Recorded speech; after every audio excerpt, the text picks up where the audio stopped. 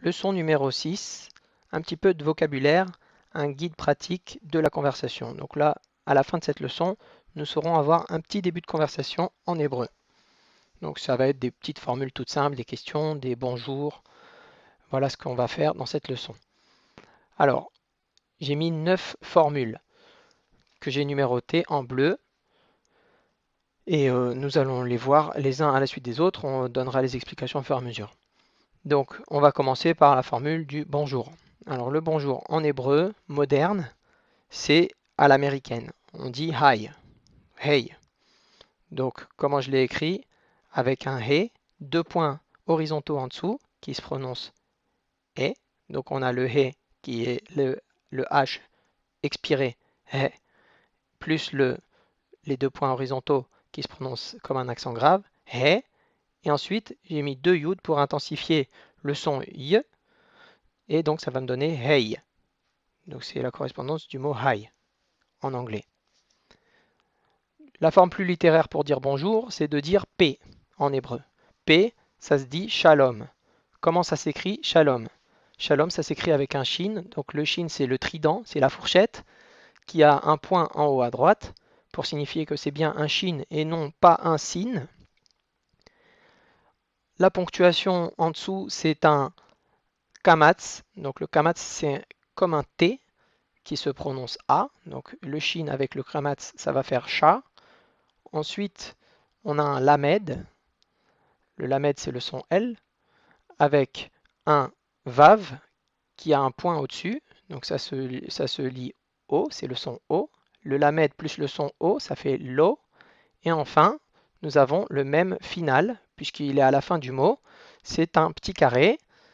Et ça se prononce m sans ponctuation, donc c'est shalom. Ça signifie paix. Si vous avez quelques notions d'arabe, ou de toute manière vous devez connaître ce mot-là, ça ressemble au mot salam.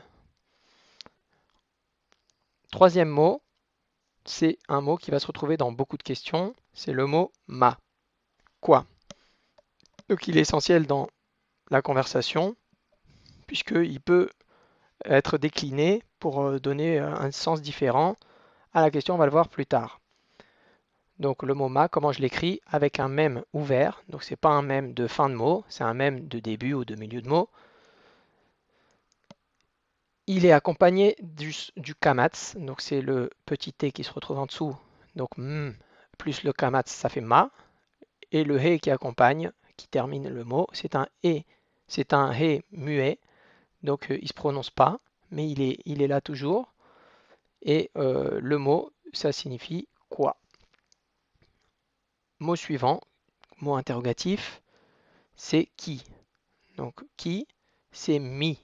C'est un mème avec un point en dessous qui s'appelle le hirik et un yud qui accompagne le hirik, qui accompagne le son i. C'est pour le prolonger. Donc ça donne un mème, un hirik, le mème avec le point et le yud. Donc ça donne le mot mi, qui signifie qui. Ensuite, on utilisera ces mots-là dans des questions. Ma tout seul, ça veut rien dire. Mi tout seul, ça veut rien dire non plus. En général, c'est accompagné d'un autre mot. Donc passons au mot suivant qui se trouve à gauche, c'est le mot Shem. Shem signifie nom. Donc comment ça s'écrit Shem? C'est un shin, comme dans le mot Shalom. C'est le trident, c'est la fourchette, avec le point en haut à droite pour dire que c'est ch et pas se. Les 2 points en dessous, qu'on appelle serré, 2 points horizontaux, et un même sophite pour donner, un même sophite signifie même final, c'est le même carré pour donner le son m à la fin, donc ça donne le mot Shem, c'est le nom. Maintenant, on va faire une composition du mot numéro 3 et du mot numéro 5, plus une déclinaison pour l'adapter à notre interlocuteur.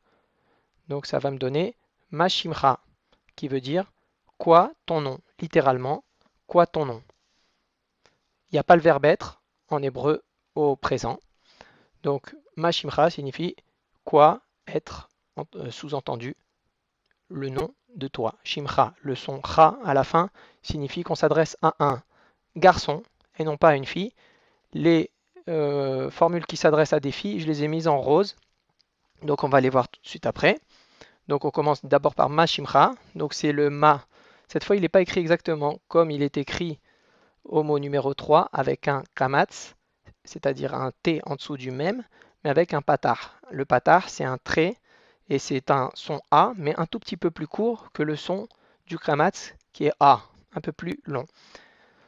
Là, c'est parce que nous sommes dans une composition. On expliquera tout ça quand on approfondira les règles de grammaire. Ensuite, on a le mot shimcha, donc c'est le mot shem, mais qui est décliné, donc il est contracté, on verra ça plus tard, lorsqu'on parlera des déclinaisons. Pour l'instant, on peut simplement apprendre par cœur, si on a envie d'avoir un petit peu de conversation. Donc ma shimcha, donc on a un shin, avec le point en haut à droite, le point qui est au milieu du shin, on va l'oublier pour l'instant, on n'en parle pas, mais il est là pour raison grammaticale. Le point en dessous qui donne le son i, donc ça fait chi. Le même avec les deux points verticaux. Les deux points verticaux, alors dans certains cas, ils ne se prononcent pas du tout. C'est comme le soukoun en arabe, ils ne se prononcent pas du tout. Mais dans ce cas-là précis, il se précise et il ne se prononce pas. Il y a certains cas où ça va se prononcer comme un mais, comme un est. Là, il ne se prononce pas. Et enfin, le raf final avec un kamatz qui signifie qu'on s'adresse à un garçon. Donc ça donne ma shimcha. Quoi ton nom? Même raisonnement pour la suite. Donc on va faire une composition du mot numéro 3 et du mot numéro 2 pour savoir comment va quelqu'un. Donc comment on fait pour demander à quelqu'un comment il va? On lui demande quelle est sa paix. Quoi taper? Avec quoi taper, pas quoi frapper, hein. C'est quoi? Quelle est ta paix? Donc pour savoir comment tu vas. Donc on a le mot ma, pareil que pour quel est ton nom. Ma, le même avec le patar et le he. Shelomcha. Là, voilà, on va voir le mot avec la voyelle qui est verticale, les deux points verticaux, qui se prononcent normalement, ils sont prononcés, mais dans le langage courant, on ne va pas trop l'accentuer, on va dire mashlomcha. On ne va pas du tout le prononcer le, le, le sheva. Le sheva, c'est les deux points qui sont verticaux. Donc là, on va redéfinir notre mot, shlomcha. Techniquement, ça doit se prononcer ma shelomecha, mais là, nous allons le prononcer de manière conversationnelle. Donc ma shlomcha. Donc c'est un shin avec les deux points verticaux. Sh. On a un lamed avec le vav et le point qui se trouve au-dessus, donc il va me donner l'eau, comme dans le mot shalom. Le même qui est au milieu de mot avec les deux points verticaux qu'on appelle le shva, qui ne va pas se prononcer le shva, donc ça va me donner shlom. Et ensuite le raf final, donc il y a une forme longue, avec le kamatz qui se prononce a, donc ça va me donner cha, ma shlomcha. Et ça signifie qu'elle est tapée, comment ça va. Alors pour les filles, c'est un tout petit peu plus court, c'est qu'à la fin on dit pas cha, mais on dit ch. Donc ça va me donner ma shemer. Ma shemer qui signifie quel est ton nom lorsqu'on s'adresse à une fille. Ou ma shelomer, ma shlomer lorsqu'on s'adresse à une fille pour savoir comment elle va. Voilà, nous avons terminé la leçon. Nous sommes en mesure de poser des questions, mais nous ne sommes pas encore en mesure d'y répondre. Nous verrons cela dans la prochaine leçon.